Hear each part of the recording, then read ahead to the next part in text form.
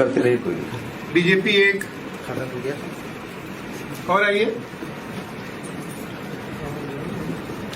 Samajwadi party एक, result पर मत दबा दीजिएगा सर। हाँ, बीएसपी एक, और आइए, रुको आम आदमी पार्टी एक, और आइए, बीएसपी एक, क्या करता है थोड़ा बीएसपी एक, आइए आइए भाई, आईएनसी कांग्रेस एक, खाता खुला, आइए, बीएसपी एक और आइए, आम आदमी पार्टी एक और आइए, ठीक है। बीएसपी एक, ठीक है, एक और आइए, एक और आइए, आ जाइए, 3000 आम आदमी क्षमता है पार्टी इसकी है। वोटिंग मशीन की। ठीक है, बहुत क्षमता। 3000 की कैपेसिटी है। हाँ। आ जाइए, आप यहाँ दवाइए, आप दवाइए, बीएसपी एक और किसी को वोट हाँ दीजिए, अभी समय है, चलिए, बीएसपी एक और दवाइए, बीजेपी को एक और वोट मिला, और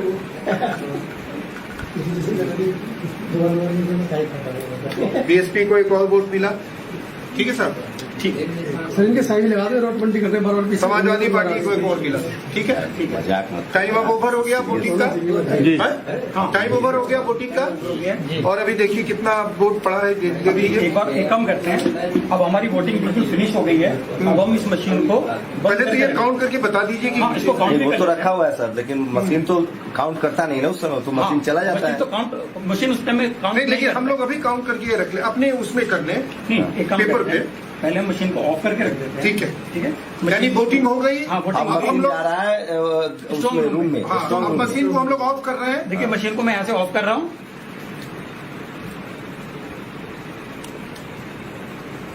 मशीन ऑफ हो गई। अब मैं इसकी बैटरी भी निकालूंगा। इसकी बैटरी भी निकाल रहे हैं, पूरी तरह से ऑफ कर रहे हैं इसको। निकालिए, मैंने इसकी बैटरी भी निकाल दी है। बैटरी भी निकाल दी। अभी ये स्ट्रांग रूम में जा रही है, जाने के लिए बिल्कुल तैयार है। अब स्ट्रांग रूम में इसको ले गए, स्ट्रांग रूम में चला गया। अब हम वीवीपैट की पर्ची को इधर मिल हाँ, वीवीपैट की पर्ची को गिन लीजिए। ये दो हाँ, 1 हाँ, 1 2 3 4 5 6 7 8 9 10 10, ये 6 6 ये और 2, ये हमारा रिजल्ट ये ठीक है। रिजल्ट है। ठीक है। तो ठीक है, अब हमारा जो है टोटल वोट पड़े। अच्छा टोटल वोट देख लेते हैं। 2 3 13 19 2 21 टोटल 21। 21 वोट पड़े हैं, और टोटल 21 वोट में इन पार्टियों को मिला है। ठीक है, एक नोटा रखते तो और अच्छा होता। नोटा पे बना। चलिए सर, ठीक है। हाँ, तो ठीक है, आज काउंटिंग वाला डे है। हाँ, तो ये जो प्रिसाइडिंग ऑफिसर जो भी काउंटिंग ऑफिसर होते हैं वहाँ पे, वो मशीन को दोबारा स्टार्ट करते हैं। तो हमें इसमें बैटरी दोबारा अच्छा, लगा, बैटरी वहाँ नया लगाया जाता है या नहीं, वोटिंग वाला बैटरी रहता है? बैटरी उसमें इनबिल्ड लगी हुई होती है। बैटरी पहले बैटरी इनबिल्ड होती है। कितनी लाइफ होती होगी उस बैटरी की? क्योंकि बैटरी वाला भी सवाल आया था कि हाँ हाँ, कुछ चार बैटरी साल के बाद 90%। भी, 1.5 महीना बाद भी बैटरी 99% चार्ज है। हाँ, 90 और 99% चार्जिंग। ऐसा बैटरी तो मोबाइल फोन में लगाओ। हाँ, ठीक है, तभी हमने पावर ऑन कर दिया है। हम्म, ये मशीन बूट हो रही है, बूट होने में थोड़ा टाइम लगा होती है।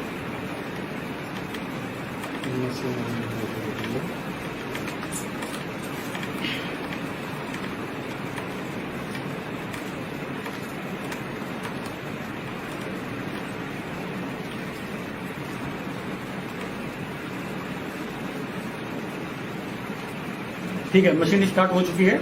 मशीन स्टार्ट हो चुकी है, अब काउंटिंग हो रही है। मशीन के ऊपर- फाइनल काउंटिंग। मशीन के ऊपर एक मैसेज आ रहा है, press button T for result. ठीक है, अब हम हाँ। रिजल्ट का बटन प्रेस करेंगे और फिर हम इसका रिजल्ट देखेंगे फाइनली क्या डिस्प्ले कर रहा है।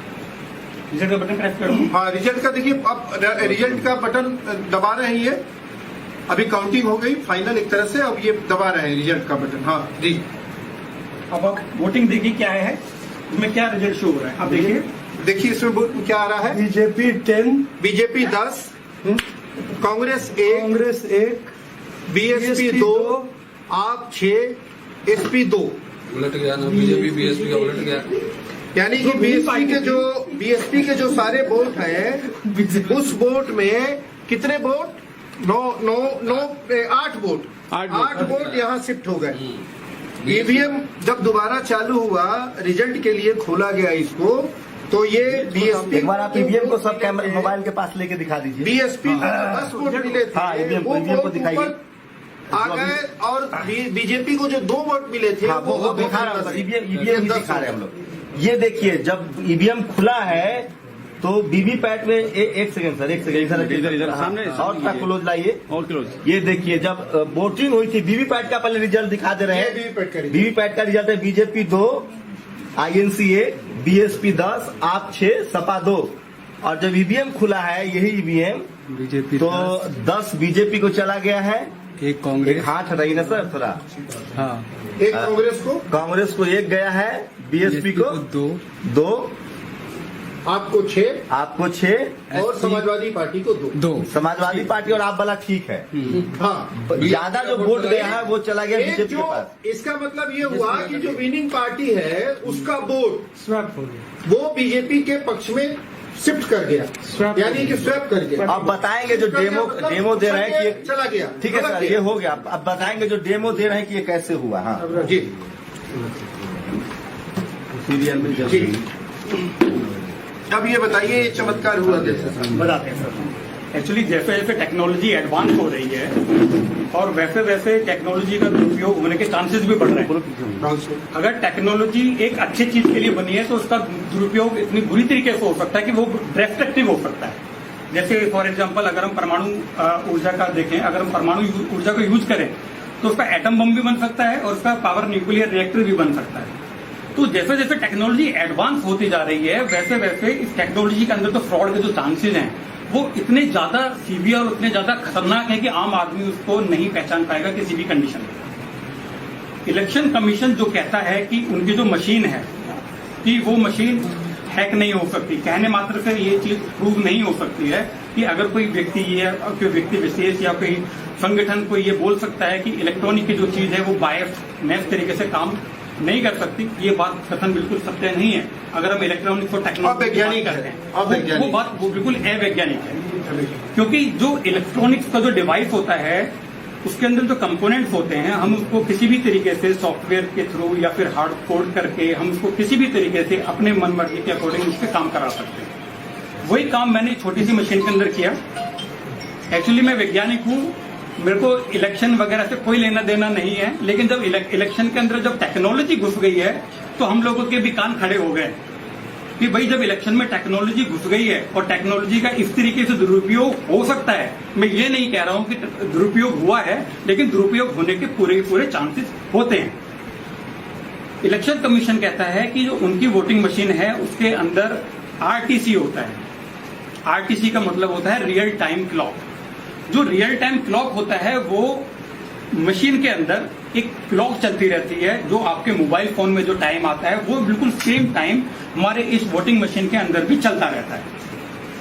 इससे मशीन ये डिसीजन ले सकती है कि कब तो मॉक टेस्ट हो रहा है और कब फाइनल वोटिंग हो रही है। इस मशीन के अंदर जो लॉजिक चल रहा है वो यही है कि पहले इस मशीन को पता हो जाता है कि अभी वोटिंग का टाइम नहीं है, अभी मॉक चल रहा है, मेरे को बिल्कुल ठीक काम करना है, तो मशीन आपको बिल्कुल ठीक काम करके दिखाएगी।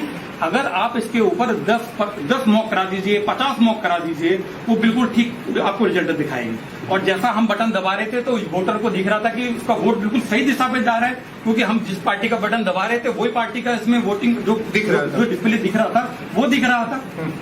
और जब हमने मॉक का रिजल्ट देखा वो भी बिल्कुल ठीक आ रहा था। लेकिन जब हमने फाइनल वोटिंग की और फाइनल वोटिंग करने के बाद मशीन को पावर ऑफ करके रख दिया, इसकी बैटरी भी निकाल के रख दी, और उसके बाद जो, क्योंकि सर देखिए इसमें क्या है, किसी भी इलेक्ट्रॉनिक मशीन को टेस्ट करने के लिए हम उसके आउटपुट को इनपुट से वेरीफाई करते हैं। किसी भी मशीन को अगर टेस्ट करना हो तो उसके आउटपुट को उसके इनपुट से वेरीफाई करते हैं। लेकिन इलेक्शन में क्या होता है कि हम सिर्फ आउटपुट देखते हैं, इनपुट नहीं देखते। इनपुट गोपनीय होता है, इनपुट गोपनीय होता है। जो भी मतदाता होता है वो अपना इनपुट देता है। इनपुट क्या होता है मशीन में? इनपुट होता है बटन दबाना, मशीन का बटन दबाना इनपुट है, और जो आउटपुट होगा वो होता है ये हमारा रिजल्ट दिखना डिस्प्ले पे, वो आउटपुट होता है। दुर्भाग्यवश जो हमारा जो होता है उसमें हम सिर्फ आउटपुट देखते हैं, इनपुट को कोई नहीं देख सकता क्योंकि वो गोपनीय होता है, और गोपनीय होने के कारण हम इसको किसी भी एंगल से वेरीफाई नहीं कर पाएंगे। इसको वेरीफाई कब कर सकते हैं? जब हमने इसका डेमो लिया और हमने इस डेमो को हमने सबके सामने देखा कि इस बंदे ने किसको वोट दिया है, इन महाशय ने किसको वोट दिया है, तो वो हमने इसको पेपर पे नोट कर लिया, क्योंकि अब हम ये जो भी आउटकम आ रहा था, जो भी बटन दबा रहा था, वो भी हमने इसको नोट किया। नोट करने के बाद फिर हमने इस मशीन को बंद किया। बंद करने के बाद जब हम काउंटिंग वाली डे पे मशीन को दोबारा ऑन किया, रिजल्ट देखा तो रिजल्ट बहुत ही चौंकाने वाला था। मशीन को कैसे पता चला कि भाई आज काउंटिंग का डे है? आप जब इस सर्किट में देखेंगे, फिर देखिए ये मशीन जो मैंने टेक्नोलॉजी बनाई है, एक छोटे से गांव में मैंने बैठ के बनाया और मैंने इसको 10 या 15 दिन में बैठ के बना दिया था। जहां पर इलेक्शन कमीशन में जहां पर भी ये टेक्नोलॉजी डेवलप होती है, वहां पर पूरी इंजीनियर्स की पूरी टीम लगी हुई होती है, एक से एक धांसू वहां पर इंजीनियर्स होते हैं, और वहां पे मशीन का जो एल्गोरिथम होता है, क्योंकि जो सॉफ्टवेयर जो होता है एक तरह की कथा होती है। कंप्यूटर भाषा में जो सॉफ्टवेयर होता है एक तरह की कथा होती है कि भाई ये बटन दबाएगा, रिजल्ट कहां पर जाएगा, रिजल्ट जाने के बाद जब वो फाइनल में जब रिजल्ट देखेगा तो पहले वो डेट भी चेक कर लेगा। कोडिंग बोलते हैं जिसको सॉफ्टवेयर की कोडिंग बोलते हैं। और जो कोडिंग जो होती है वो कंप्यूटर भाषा में काफी सारी कोडिंग की लैंग्वेजेस होती है, जैसे जावा होती है, सी होती है, .NET होती है, काफी सारी कंप्यूटर लैंग्वेज होती है। दुर्भाग्य बस हमारा जो मतदाता है वो टेक्नोलॉजी का टी भी नहीं जानता, हमारा वोटर बिल्कुल नहीं जानता। हमारा जो वोटर होता है उसको खाली इस बात से मतलब होता है कि मैंने बटन दबाया, भाई पर्ची दिख गया, मेरा वोट बिल्कुल ठीक दिखा, फिर चला गया।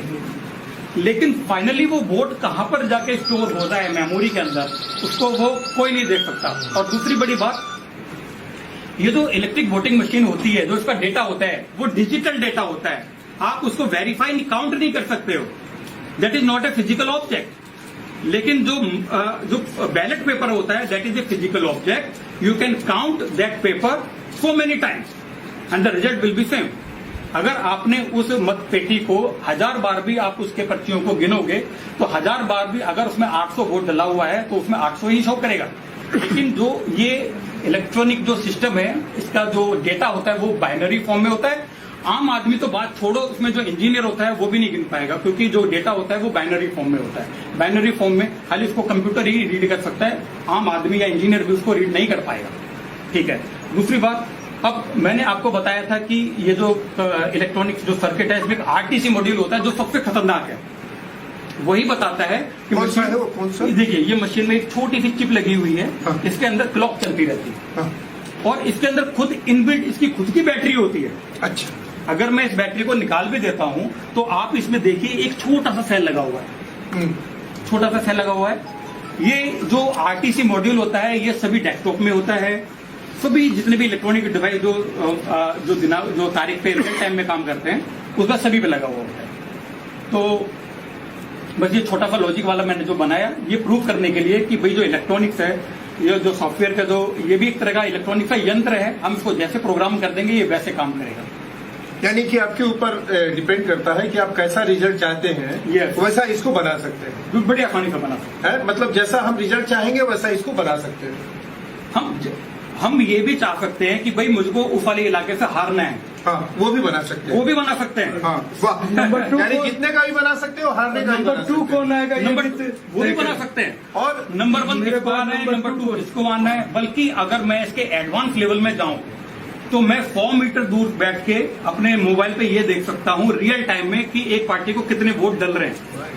और ये भी हो सकता है कि जैसे मान लीजिए कि 540 लोकसभा की सीट है जी। तो हमने कहा कि सोचा कि 400 में ही यही मशीन का जो काम है जी, जी। ये 400 में ही 400 इलाके में ही करते हैं, क्षेत्र में ही करते हैं। ठीक है। 140 में हम ईमानदार दिखने की कोशिश करते हैं Yes. कि वहाँ वोटिंग बहुत फेयर हुई है, ऐसा भी हो सकता है।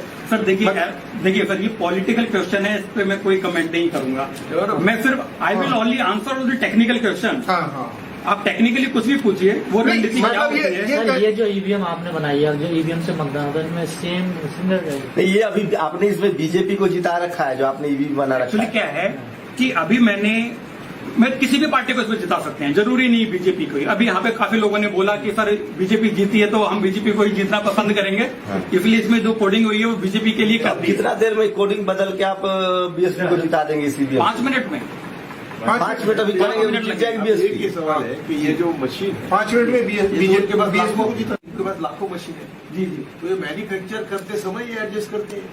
सर मैं आपको बताते हैं, जब ये मशीन कहीं जो जो इनके OEM है, ओरिजिनल इक्विपमेंट मैन्युफैक्चरर, वो BL एंड CIL एक कंपनी, ECIL कोई कंपनी है, हैदराबाद को बनाती है, तो वहां से जो बन के आती है वो बात ठीक है, उन्होंने हार्डवेयर बना के दे दिया, लेकिन जो हमारा इलेक्शन कमीशन है उनकी भी एक एक्सपर्ट कमेटी होती है, टेक्निकल एक्सपर्ट कमेटी।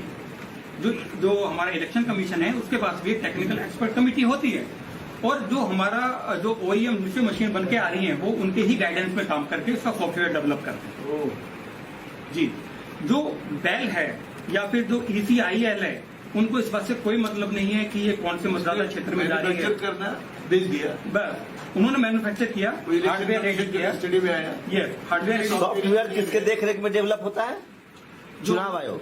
नहीं, चुनाव आयोग ने भी एक कमेटी गठित की हुई है जिसको टेक्निकल एक्सपर्ट कमेटी बोलते हैं, और एक्चुअली ये जो सारा का सारा जो भी काम होता है ये उन्हीं के देखरेख में होता है। अच्छा, मतलब गेंद पूरी तरह से चुनाव आयोग के पाले में है, चुनाव आयोग जो चाहेगा वही होगा। नहीं मतलब इस तरह से कह सकते हैं क्या कि चुनाव आयोग जैसे चाहे जिस तरह से चाहे उस तरह का उपयोग एक मशीन क्वेश्चन है से कर सकता है। कि एक लोकसभा चुनाव क्षेत्र में 2000 मशीनें होती हैं और हर जगह कैंडिडेट का नाम और पार्टी में डिफरेंस हो सकता है। तो नहीं सर, एक कंस्टिट्यूंसी में कहाँ डिफरेंस होगा? नहीं, एक कंस्टिट्यूंसी में एक तरह का आएगा, दूसरे में दूसरा आ सकता है। हाँ वैसे ही आता दूसरे है। में बीजेपी नहीं लड़ सकती है, कहीं पर बीएसपी नहीं लड़ सकती है। हाँ हाँ। तो ऐसी स्थिति में जो प्रोग्रामिंग मशीन वो कहाँ जाएगा? हाँ, ये पता नहीं होता है। नहीं, ये तो चुनाव आयोग तय करता है ना सर। तो इसीलिए मशीन किस कंस्टिट्यूंसी में जाएगा, कौन सी मशीन जाएगी, हाँ। It has been decided by चुनाव आयोग। चुनाव आयोग पता, उसको पता है ना कि कहाँ से कौन चुनाव लड़ रहा है, कहाँ से कौन। सब कैंडिडेट का नाम अल्फाबेटिकल। मेरा ये प्रश्न है कि सिर्फ क्या बोलते शिव हैं कि के आप वोटिंग शुरू होने के बाद भी चेक करो, कितनी बार भी चेक किया तो वोटिंग तो वही आएगा, काउंटिंग में सिर्फ डिफरेंस होगा। नहीं सूरज सर, आप जो कह रहे हैं ईवीएम मशीन चुनाव आयोग ही तय करता है कि कौन मशीन कहाँ जाएगी, कौन टीम कहाँ जाएगी, अल्फाबेटिकल नाम सारा चीज चुनाव आयोग तय करता है। इसको क्या चुनाव चिन्ह देना?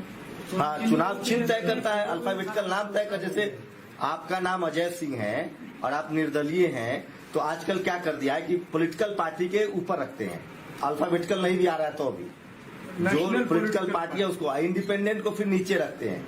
एक सवाल टेक्नोलॉजी से, जो सोर्स से चिप आया है उस सोर्स में बैठे बैठे उस नंबर से अगर वो मुझे पता हो कि उस चुनाव क्षेत्र में गया है, क्या वहीं से ऐसा कुछ हो सकता है? हाँ। सर देखिए, ये मशीन जो है ना, आप इसको वर्ल्ड के किसी भी कोने से बैठ के मैनिपुलेट कर सकते हैं। आज दूसरी बात में एक बात बहुत इंपॉर्टेंट है वो बताना चाहता हूँ।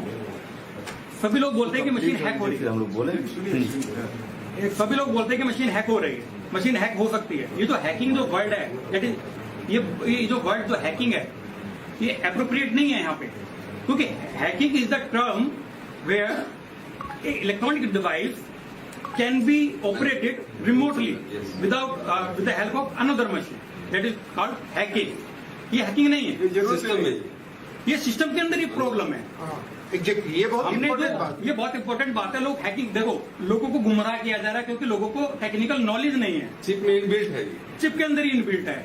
हमने मशीन को ही ऐसे डेवलप किया है कि भैया टाइम के हिसाब से काम कर सकती है, तो हमें हैकिंग। मान लीजिए मैं चुनाव आयोग का प्रमुख हूँ, मैं अपने हिसाब से अपने इंजीनियर को कहूंगा कि मुझे इस पार्टी के फेवर में ऐसा चिप डेवलप करके, सॉफ्टवेयर डेवलप करके दे दो, वो दे देगा। जो डेवलप कर रहा है, मान लिया कल मेरी सरकार हो जाए, लेकिन वो ये भी बोलेगा कि अगर मॉक में अगर गलती पकड़ी गई तो मैं तेरे को हाँ तो मैं वो इंजीनियर बोलेगा सर आप चिंता मत करो, मैं ऐसा मशीन बनाऊंगा कि मॉक में क्या आप फटाफट भी मॉक इस पे दे दोगे, मशीन बिल्कुल ठीक काम करेगी। सर जो मशीन आईटीएम में हम 100 रुपया फीड करेंगे, उसको गाइड करेंगे, प्रोग्रामिंग करेंगे कि 1000 का नोट फेंकना, तो ईवीएम की थोड़ी गलती हो, तो हम फिट करके आए हैं। नहीं कह रहा हूँ कि हम लोग को जो बात कहनी है इसका मकसद क्या था, हम लोग अपने अपने स्टेटमेंट दे दिए। एक मकसद ये था कि लोगों को अवेयर करना, वोटर्स को अवेयर करना, ये हमारा मकसद था इनको बुलाने का। और इन्होंने जो अपनी बात कही जी, हम लोग कोई जजमेंट में नहीं पहुंच रहे हैं, हम लोग ये कह रहे हैं कि लोकतंत्र के लिए जरूरी है लोगों का भरोसा।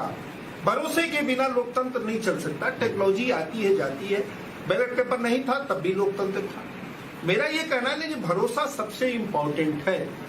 अगर वोटरों में ये भरोसा नहीं है तो ये जिम्मेवारी है चुनाव आयोग की कि वो वोटरों में भरोसा पैदा करे। सर 1-2 साल हम लोग का हो वोटरों जाएंगे। में एक भरोसा पैदा करे कि आप लोकतंत्र पे इसीलिए विश्वास कीजिए कि जो कुछ भी हुआ है और जो कुछ भी सवाल आपके सामने आ रहे हैं वो सब दुरुस्त है। उसको फिर साइंटिफिकली आके बात सर, आप अपने सवाल के बाद जल्दी लेकिन सवाल के फॉर्म में सवाल लीजिए क्या लग रहा है आपको कि ये जो आपने ईवीएम बनाया है और ये इसी पैटर्न पे वो ईवीएम भी काम करता है, क्योंकि आप बेल में काम भी कर चुके हैं? सर देखिए, एक ईवीएम जो मशीन होती है, जरूरी नहीं कि मैंने जिस टेक्नोलॉजी को यूज करके इसमें ईवीएम बनाया है या जो कोड मैंने इसमें लिखा है, जरूरी नहीं कि वो उसी कोड पे काम करता हो। एक मशीन को किसी भी तरीके से काम करने के लिए 50 तरीके हो सकते हैं। भाई एक चीज को किसी आदमी को व्यक्त करने के लिए हम 50 तरीके से जैसे बोल सकते हैं, तो उसी तरीके से इस मशीन को भी हम किसी भी तरीके से चाहे वो ठीक काम करे या गलत काम करे, हम उसको अलग अलग तरीकों से बोल सकते हैं। मतलब जो मशीन जो बनाता है वो उसका वो कंट्रोलर है, वो हाँ, उसको जैसे चाहे टेपरिंग करके वैसे रिजल्ट निकाल सकता है। जो उसकी कोडिंग करता है वही एक बात बताइए, अगर कार में स्पीड हम 120 पे फिक्स कर दें, अब मीटर लगा दे 160 का, तो 160 पे चलेगी गाड़ी? नहीं चलेगी ना। प्रोग्रामिंग होता है ना, टेक्नोलॉजी कॉमन सेंस हम कह रहे हैं। I am not a scientist, I am a historian. उनके सबके भी तो मुझे लगता है कि वो सब प्रोग्रामिंग का मसला है। मेरा निवेदन था कि यहाँ जो बैठे हैं उनसे व्यूज हमारे बीच जो समाज कल्याण मंत्री इंद्रपाल गौतम जी, अभी आपके सामने जो ईवीएम मशीन का डेमो किया गया है, तो इस बारे में क्या कहना चाहेंगे? अभी जो आपके सामने हकीकत डेमो हुआ है। मैं इसको जरा ईयरफोन दे दीजिए दादा। कोई नहीं, उधर रखो।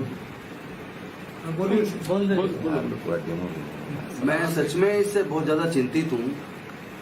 हम लोग बार बार कह रहे हैं कि ईवीएम में गड़बड़ हो सकती है। जी, सौरभ भारद्वाज जी ने विधानसभा के अंदर एक साल बकायदा करके दिखाया और आज आपने भी इसको करके दिखाया।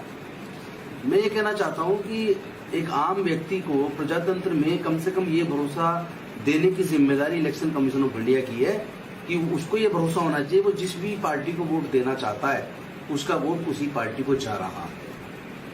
आज इसको देख के ऐसा लग रहा है कि इससे ईवीएम से लोगों का भरोसा उठ जाएगा और कोई भी मतलब पार्टी का अध्यक्ष अगर ये कह रहा है हम 300 प्लस सीट लाएंगे और बड़े कॉन्फिडेंस के साथ कह रहा है और उसके बाद उतना ही रिजल्ट आता है जितना बोला जा रहा है, जी जी, तो इससे उस बात को और भी ज्यादा बल मिलता है।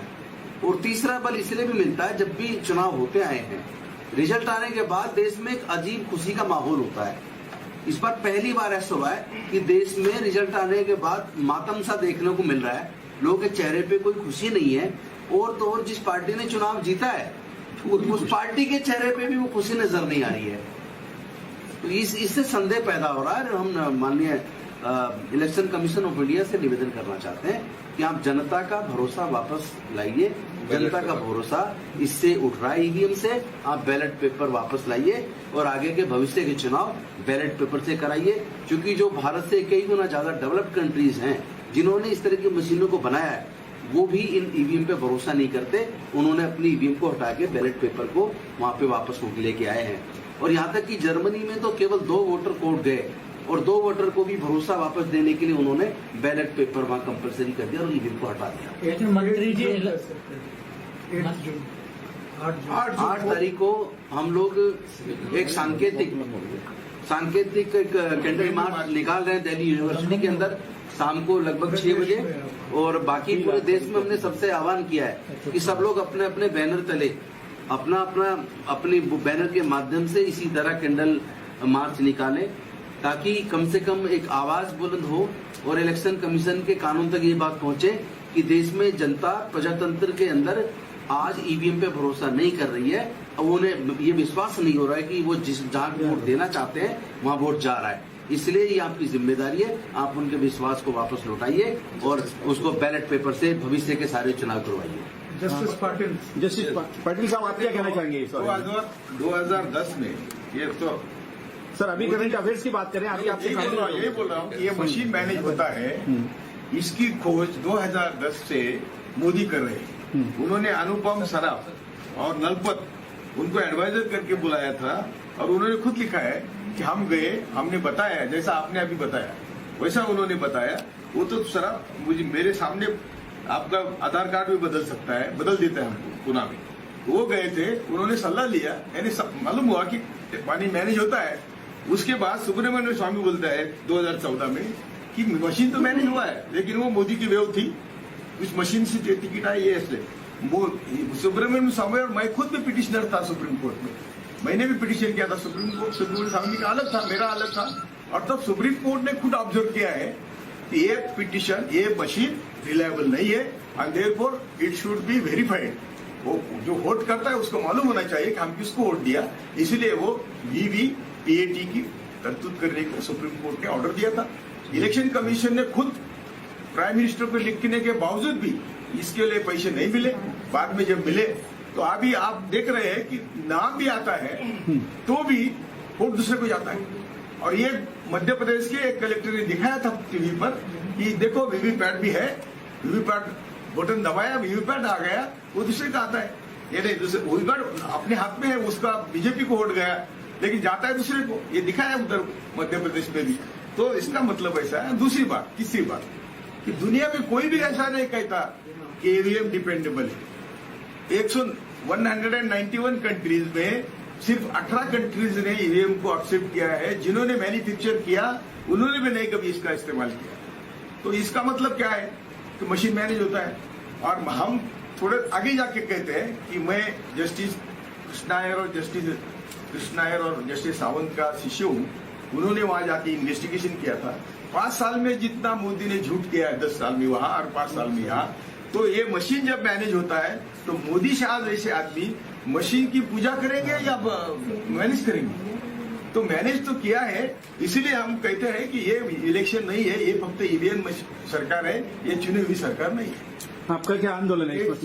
हम सामने शुरू किया है, आंदोलन शुरू किया हमने 30 मई से 30 मई से, और मुंबई में किया। 8 जून को हम सब देश भर में कैंडल मार्च में भाग लेने वाले हैं।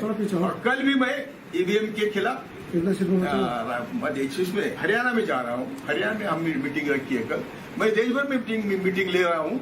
ये जो आपका जो कहना है कि हम क्यों कर रहे हैं, हमको मालूम है कि हमारी शत्रु इतना बलाढ्य है, तो भी हमको लड़ना तो हमारा काम है।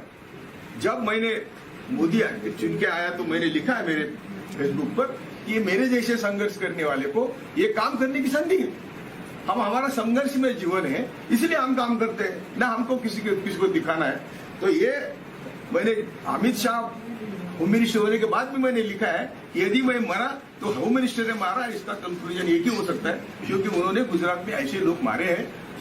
सोहरावर्दी मारा तो प्रजापति मारा, जितने भी मारे हैं, इशरत जहां मारा, इन्होंने हुक्म दे के मारे हैं। एटीएस प्रमुख कहता है ये मुझे घर पे बोलते थे कि इसको मारो उसको मारो। तो मैंने उनको कहा कि मैं मोदी शाह के सर्विस में नहीं हूं, मैं इंडियन पुलिस सर्विस में हूं, तो आपका मैं मानूंगा नहीं। यहां तक इनकी जो जिस हद तक जाने वाले लोग हैं, ये सत्ता पर बैठ के क्या करेंगे? तो मशीन मैनेज हुए, ये हमारा कहना है। इसके पीछे एक इम्पोर्टेंट पॉइंट है जो हाईलाइट करना चाह रहे थे, जिसका प्रोटेस्ट 8 जून को हम लोगों ने रखा है। पॉइंट ये है कि ये 21वीं सदी की बूथ कैप्चरिंग है, कि 20वीं सेंचुरी में बूथ कैप्चर करते थे लोग, और खास तौर से वैसे समय में कि जबकि दलित बहुजन थोड़ा सा वोट देने के लिए कोशिश कर रहे थे। जब से इनमें चेतना जगी है कि भाई ईवीएम की लीला तभी शुरू हुई है, जब से यहाँ के मासेस, जो दलित, बैकवर्ड्स, ट्राइबल्स, विमेन, माइनॉरिटीज के लोग बूथ पर जाके पहरुआ की तरह अपने वोट डालने के लिए जब सचेत हुए हैं, तभी से ईवीएम लीला शुरू हुई है। इसलिए इस बात को समझना है कि ये वोट की पूरी लूट है एक तरीके से। भाई आप अमेरिका, जापान, जर्मनी से टेक्नोलॉजी बोरो करते हैं, आपसे नहीं कोई बोरो करता है, आपसे चीप लेबर सिर्फ लेता है वहां की इंडस्ट्री के लिए। तो उन देशों में जब ईवीएम से इलेक्शन नहीं हो रहा है, तो इसमें अगर आप देखेंगे तो ईवीएम के समर्थक वही लोग मिलेंगे जिनके बाप और दादा बूथ लूटते थे, जिनके बाप और दादा दलित पिछड़ों को बूथ पे नहीं जाने देते थे, उनका वोट खुद ही जाके डालाते थे। इसीलिए वोट हमारा कॉन्स्टिट्यूशनल राइट है, और कॉन्स्टिट्यूशनल राइट है तो उसको देने की शैली क्या होगी, विधि क्या होगी, उसमें भी हमारा हक है। अभी ऐसा नहीं कि ये ईवीएम जो है सिर्फ एक विधि है, पोस्टल बैलेट तो आ ही रहा है ना, पोस्टल बैलेट आ रहा है। तो जब 2 विधि चल रही है तो हमको मान लो कि पूरे देश की आवाम कह रहे हैं कि हमें बैलेट पेपर से देना है वोट, तो इलेक्शन का सुप्रीम कोर्ट भी सुप्रीम नहीं है। सुप्रीम कोर्ट इस देश में अगर सुप्रीम है तो वो संविधान है। जब संविधान में कहीं प्रावधान था कि ईवीएम से चुनाव होगा, एक आदमी एक वोट, सबसे बड़ा अधिकार था। तो जो सबसे बड़ा कॉन्स्टिट्यूशनल राइट है उसकी डकैती हो रही है, ऐसा हम लोग को लगता है। इसलिए इसके खिलाफ संविधान बचाओ संघर्ष समिति 8 जून को आपके माध्यम से देश के तमाम संगठन, इस आंदोलन पे किसी व्यक्ति किसी संगठन का कॉपीराइट नहीं है। जहां जो है अपने शहर कस्बे के प्रमुख केंद्रों पे जाएं, वहां पे 10 लोग, 20 लोग, 50 लोग, 100 लोग, 500 लोग कैंडल लाइट लेके बैन ईवीएम प्रोटेस्ट वहां दर्ज करें। अपने वोट की सुरक्षा की